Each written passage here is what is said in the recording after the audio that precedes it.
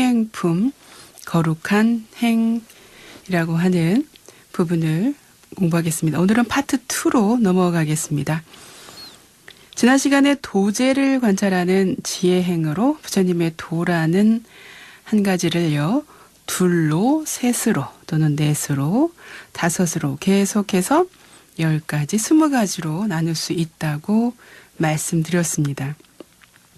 이것은 부처님의 도는 하나지만요, 중생들을 위해서 갖가지로 분별을 하셔서 설하신 것이라고 말씀드렸습니다. 이 중에서 도를 넷으로 나눴을 때 언급된 견도, 수도, 무학도를 좀 알아볼까요? 그것을 삼도라고 하는데요. 이 견도, 수도, 무학도, 이 삼도는요, 부파불교와 대승불교에서 공통적으로 인정하고 있는 수행의 3가지 단계입니다. 삼도는 초기 불교 또는 부파불교 수행자인 성문, 연각과 대승불교 수행자인 보살 모두에게 해당하는 수행의 3가지 단계입니다. 견도는 수행자가 모든 견혹에서 벗어나는 지위입니다. 견도는 진리를 보는 단계라는 뜻인데요. 볼견자를 써서 견도입니다. 그래서 진리를 보는 단계라는 뜻이고, 견제도라고도 부르기도 하고, 진리를 본다라는 그런 뜻에서 견제라고도 합니다. 또 견도의 지위라는 뜻에서 견도위라고도 합니다. 부파불교와 대승불교의 번뇌론과 수행론에 따르면요, 모든 견혹은 무루지, 즉 무루의 지혜. 무루라고 하는 것은 이렇게 새어 나오는 것이 없다는 뜻이죠. 그런 셈이 없는 지혜가 최초로 나타나는 순간에 마치 해머로 바위를 산산이 깨뜨리듯이 한꺼번에 번뇌가 끊어진다고 합니다. 그래서 불교에서는 견도를 성취한 유정, 견도를 성취한 그런 중생을 성인 또는 성자라고 부른다고 합니다. 네, 다음은 수도, 닦을 숫자를 써서 수도인데요. 수도는요, 수행자가 수혹, 그러니까 닦을 숫자에다가 혹을, 번뇌 이런 말을 써서 수혹을 벗어나기 위해서 수행하는 기간 또는 그 지위를 수도라고 합니다. 또는 수도위라고도 하죠. 수도는 성인이 깨달음의 완성을 위해 나아가는 길 또는 과정이기 때문에요. 진정한 성인의 길 또는 성스러운 길 또는 무루 성해의 길, 그러니까 무루 셈이 없는 성스러운 지혜의 길이라는 뜻의 그런 성도, 성인의 도라고 할 수 있습니다. 한편으로 성도는요, 불교 혹은 팔정도를 뜻하기도 한다고 합니다. 수도 또는 성도는 간략히 말해서 부파불교의 사향 삭과와 대승불교의 보살 십지를 말합니다. 이 닦을 숫자니까 수행에 관련된 그런 내용이겠죠. 네, 사향삭과가 뭔지 이해를 하고 넘어가야 되겠죠. 네, 사향삭과라고 하는 것은요, 아라한의 경지에 도달하는 그런 과정을 8종류의 위계로 해놓은 것인데요. 아래에서부터 말하면 예류, 일례, 불환, 아라한, 이렇게 4가지 그 단계가 있습니다. 그래서 이거를 사위라고 하고요. 과를 향해서, 과는 결과죠. 결과를 향해서 수행해 나가는 단계인 향, 이거는 나아갈 향, 향할 향자를 쓰는 것입니다. 그래서 그것과 그 나아가서 그것에 도달된 경지인 과로 나누어서 설명하는 것이 사향, 사과라고 하는 것입니다. 예류는 수다원이라고 하는데요. 깨달음의 길을 하천의 흐름에 비유해서 그 흐름에 들어갔다, 흐름에 참여했다, 이런 뜻입니다. 즉 불도 수행에 대한 확신이 생긴 상태, 불교 수행을 시작하는 단계, 이렇게 보시면 되겠습니다. 그래서 예류향은 예류과를 향해 수행해가는 단계를 예류향이라고 그러고요. 예류과는 예류에 도달한 상태를 예류과라고 합니다. 예류향, 예류과. 네, 두 번째 단계는 일례인데요. 일례는 사다함이라고도 합니다. 수행의 도상에 있어서 한 번 더 욕계에 태어나는 것. 그래서 한 번 온다. 그래서 일례라고 합니다. 여기에서도 일례향은 일례과를 향해 수행해가는 단계를 말하겠지요. 그리고 일례과는 일례에 도달한 상태를 말합니다. 그래서 일례향, 일례과로 또 세분해서 나눠질 수가 있는 것이죠. 불환은 세 번째 단계인데요. 이 불환은 아나함이라고도 합니다. 이 불환은 더 이상 육계로 태어나지 않아도 되는 상태. 불환이니까 돌아올 환자인데 아니 불자를 써서 돌아오지 않는 상태를 말하는 거죠. 더 이상 육계로 태어나지 않아도 되는 상태. 즉 육계로 윤회해서 더 배워야 할 필요가 없어진 상태이기 때문에 불환이라고 합니다. 이 불환도 불환향이 있습니다. 불환향은 불환과를 향해 수행해가는 단계를 말하는 것이고요. 불환과는 불환, 다시 돌아오지 않는 그 단계에 도달된 상태를 불환과라고 합니다. 그래서 불환도 불환향이 있고 불환과가 있는 것입니다. 네, 마지막 네 번째 단계가 아라한과입니다. 이 아라한가에 이르게 되면요, 무학위라고 하는데요. 더 이상 무학이죠. 배울 것이 더 이상 없는 그런 상태고요.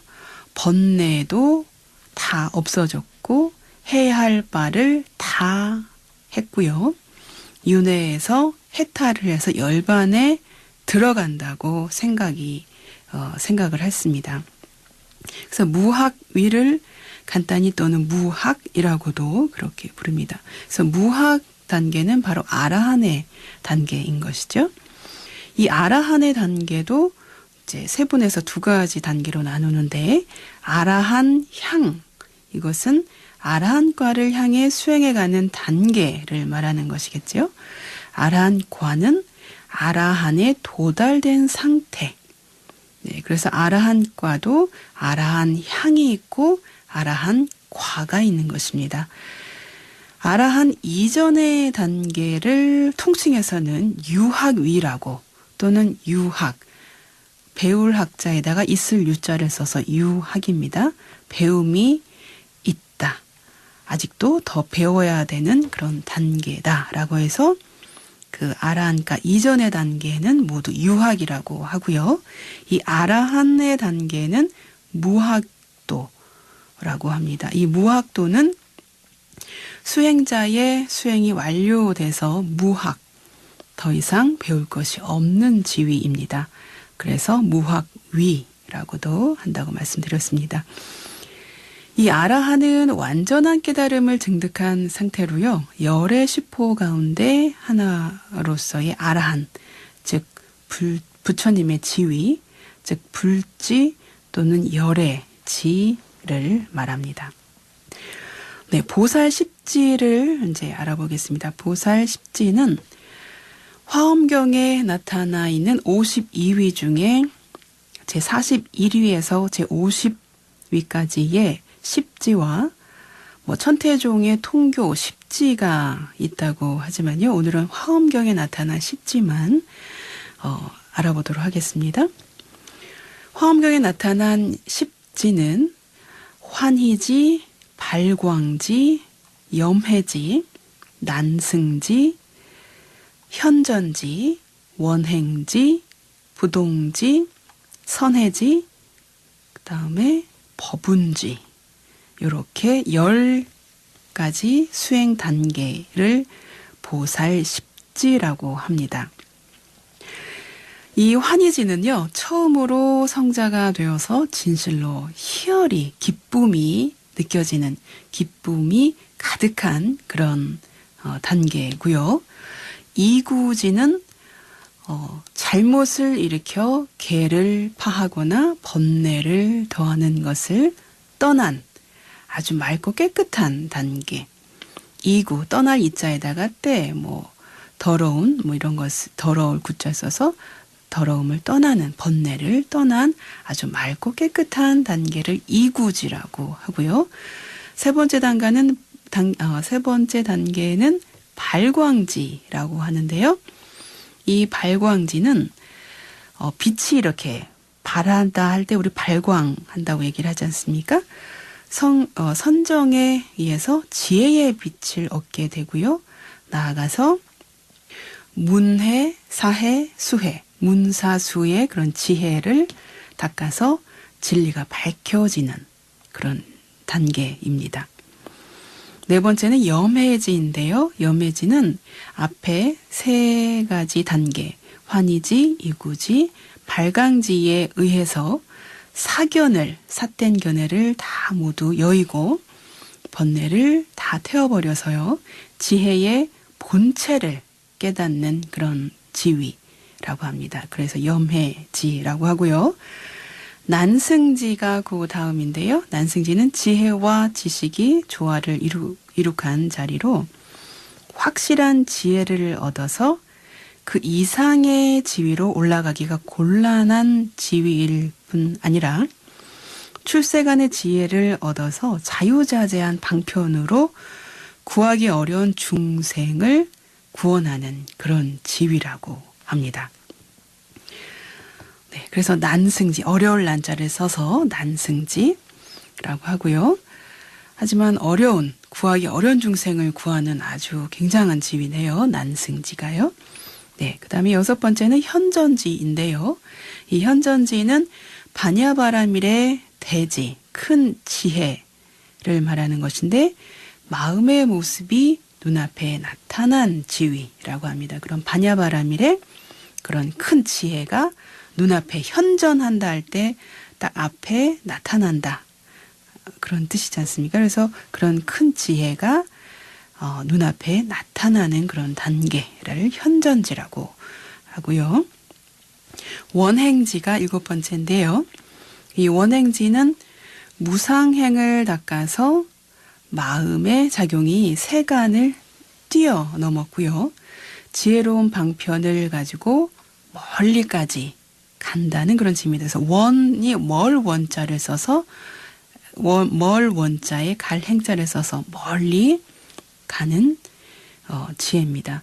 특히 이 지위의 특징은요. 위로 구해야 할 깨달음이 없고요. 아래로 구원하기 어려운 중생도 없기 때문에 무상정멸의 이치에 잠겨서 수행을 중단하는 위험이 뒤따르기도 한다고 합니다. 네, 부동지. 8번째가 부동지인데요. 예, 부동지는 무상의 지혜가 끊임없이 일어나서 다시는 번뇌에 의해서 동요되지 않는 상태. 부동지. 아니부자에 동요될 동자. 동요하지 않는 그런 단계. 부동지 단계고요. 9번째는 선해지인데요. 이 선해지는 보살이 거리낌 없는 힘으로 설법을 해서 이타행을 완성하고 지혜의 작용이 자제한 그런 지위라고 합니다. 이타행을 완성하고 지혜가 발현이 되는 그런 지위. 그리고 법운지는요. 대법신을 얻어서 자제력을 갖춘 자리로 대자비가 구름처럼 일어나는 지위. 그래서 법법자에다가 구름운자를 썼습니다. 법운지. 아주 큰 자비가 구름처럼 일어나는 그런 지위를 말합니다. 네, 그 다음 경전 내용을 보도록 하겠습니다. 그 다음 경전 내용은요, 사성제와 진리에 관련된 문제를 가섭보살과 문수보살의 질문을 바탕으로 매우 아주 깊이 있게 다루고 있는 부분이 나옵니다. 먼저 가섭보살의 질문과 관련해서요, 부처님께서 설명을 하셨는데요. 먼저 가섭보살이 부처님께 다음과 같이 여쭙는 것으로 시작합니다. 287페이지 중간 부분을 함께 보도록 하겠습니다. 세존이시여, 예전에 부처님께서 어느 때에 항아의 언덕 시수림 속에 계실 때에 숲을, 시수림은 숲속에 계실 때에 작은 나뭇잎을 드시고 비구들에게 말씀하시기를 내가 지금 손에 잡은 잎이 많겠느냐? 아니면 모든 땅에 있는 풀과 나무의 잎이 많겠느냐? 하셨습니다. 비구들이 세존이시여, 모든 땅에 있는 풀과 나뭇잎은 많아서 헤아릴 수 없습니다. 열애께서 손에 잡으신 잎은 적어서 더 이상 말할 나위도 없습니다. 하였습니다. 열애께서는 또 말씀하시기를 비구들이여, 내가 깨달은 모든 법은 땅에 난 초목의 잎과 같고 내가 중생을 위하여 말한 법은 지금 내가 손에 잡은 이런 이파리와 같으니라 라고 하셨나이다. 세존께서 그때에 이렇게 말씀하였사온데 열애에 깨달으신 한량없는 법이 만일 사성제, 사제에 들어서면 이미 말씀하신 것이요. 만일 들지 아니하였으면 오제, 다섯 번째 진리가 있겠나이다. 네, 이렇게 가섭보살이 먼저 부처님께 말씀을 올렸습니다. 이와 같은 가섭보살의 질문에 부처님께서는 모든 법은 결국 사성제 안에 들어있는 것이지만 사성제 밖에서 따로 설명한 것은 사성제에 두 가지 지혜가 있기 때문이라고 말씀을 하셨습니다. 그 두 가지가 무엇이냐면요. 중품과 상품의 지혜인데요. 중품은 성문과 연각의 지혜고요. 상품은 바로 모든 부처님과 보살의 지혜라고 말씀하셨습니다. 예컨대 모든 모임이, 그런 모여드는 모임을 말합니다. 모든 모임이 그 괴로움임을 아는 것은 중품의 지혜에 속하고요. 모든 모임, 그런 오온할 때 그 오온 같이 그 번뇌가 쌓이는 그런 거겠죠. 모든 모여드는 그런 번뇌들이 무량한 모습이 있지만 이것이 모두 괴로움임을 분별하는 것은 성문과 연각이 알 수 없는 상품의 지혜에 속한다는 것입니다. 또 모든 행이 무상하고 모든 법이 무아이고요. 열반이 적멸함도 진리임을 아는 것은 중품의 지혜이지만요. 진리가 무량하고 무변해서 헤아릴 수 없는 것을 아는 것은 상품의 지혜에 속하는 것이라고 말씀하셨습니다. 부처님께서는 이런 내용은 내가 다른 경전에서는 말하지 않은 것이다 라고 여기서 그렇게 친히 밝히고 계십니다. 그 다음 내용은 다음 시간에 해야 되겠네요. 그에 관련된 내용이 287페이지 아랫부분부터 나오는데 그 부분은 다음 시간에 보도록 하겠습니다. 오늘은 여기서 경전 공부를 마치겠습니다. 부처님의 유운을 마음에 새기며 오늘의 경전 공부 마치겠습니다. 형성된 것은 모두 소멸하기 마련인 법이다. 게으르지 말고 부지런히 정진하라.